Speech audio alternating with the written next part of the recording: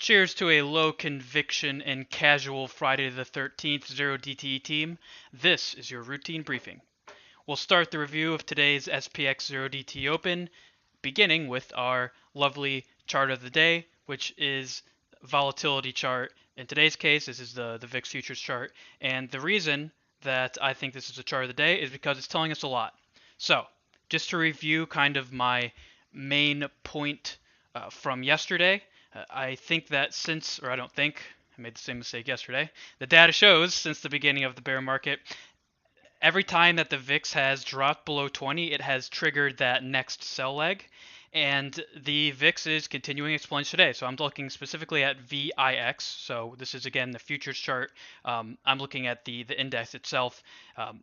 Obviously, the futures is reflective of that, but what I'm talking about now with that 20 level is the index itself. It's continued itself today, and it's at its lowest point since, let me check my notes here, since April of 2022. So it continues making new lows. We're near that super important price level that we're going to talk about in just a second. And yeah, I mean, again, I think that the bear market ended on October 13th with that um, really crazy day. I'm sure a lot of you remember. That was a day that my friend Ernie likes to call water to wine days because if you bought 10-cent options, I think those expired several dollars in the money. So it was just, yeah, that was October 13th. And yeah, so if the VIX remains depressed and ES reclaims some of these key levels that we're going to talk about in just a second, I'm going to see that as confirmation to capitalize on the various price action signs that we're seeing and the potentially overarching pattern that's developing. So let's take a look at the price chart. And we're going to look at two daily charts today. We're going to look at first the macro chart. It's kind of zoomed in and I just want to highlight a few different things. The first, as you can see, these lines here, it's an order flow lab study. Uh, there's a link in my bio if you're interested in, or description rather, if you're interested in getting involved in anything and everything order flow labs, that's going to be there. So I'm watching closely. I see prices making a move above this IB high. If we do get a close in the next 5 minutes above that IB high, that's going to be a trade trigger for me and also signify with about 88% likelihood that the low of the day is in. So watching that closely out of the corner of my eye. So yeah, so looking at this price chart, just a few things to highlight. You can see we're kind of in this supply zone. There's various, I'm sure whatever indicators you use, you can see that 4,000 to 4020 is really just a lot of supply, and that's because right above us at about that 4010-ish level is that 200 SMA. Right below us currently at that 3990 level is that 365-day POC. So this is a really important high congestion area where both sides of the auction, or both sides of the market are, you know, auctioning in one direction or another, and we're just kind of waiting to see which way it goes. Today's volume obviously is not extreme. It's Martin Luther King Day, I believe, is the holiday on Monday.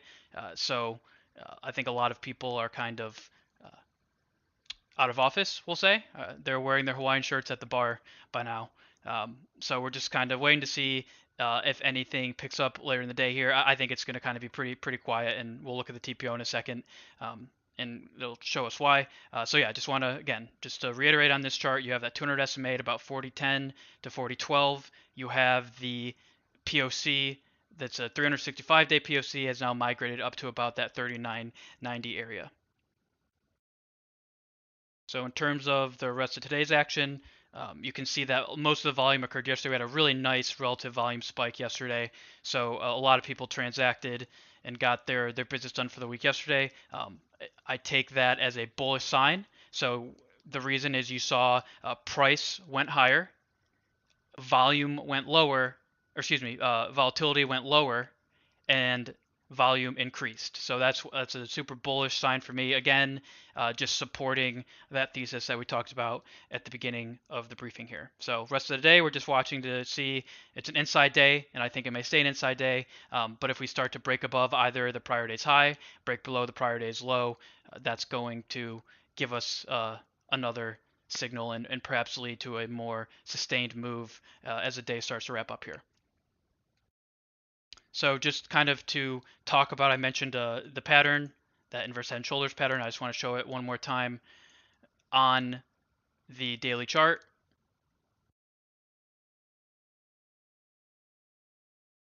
You can see. So this is what I'm watching. We had the left shoulder here, came down. We made that. I think it was CPI, right? I can't keep this data straight, but I believe that was a CPI, the CPI low, and now we're kind of we've pushed back up, and now we're kind of building out IC as that right shoulder with a lot of demand below us, and really one more significant supply zone above. Thank you, Mr. Juiceball OJ, for joining your favorite puppet show today. Uh, I am not sure how to respond to the Nicolas Cage comment. Some people would take that as a compliment, and I'm going to do so, especially in lieu. I believe he was married to the Presley who passed yesterday, so we will recognize that as a compliment in memory of her today. Correct me if I'm wrong. I know you're the boomer here, but I believe that that is the case. Anyways, so yeah, so that's the pattern I'm looking at. Again, uh, everything is still bullish, and that's what price action is telling us. So just to move to our final component of the day, which is volume, we're building out on, this is just a 50-minute chart. How many times am I going to say today? On this 50-minute chart, you can see that. So this yellow candle here, at the end of the day, if we do not pierce that low, that is going to turn into one of these zones here. And these are usually pretty strong zones. So in this case, that'll be a nice demand zone that will encompass about, let's say, 39.65 to about 39.75 in ES. Just watch that 15-minute candle. Coming into Monday, these briefings occur in the afternoon, so I won't be able to tell you about it, but that'll be a nice demand zone that if they do push it down at all Monday, I think we could look for a high probability long from that area. And then obviously if we break it, that's going to be telling us something. So just be watching that candle. And then besides that, the primary demand zones of the day, if we look at our TPO chart,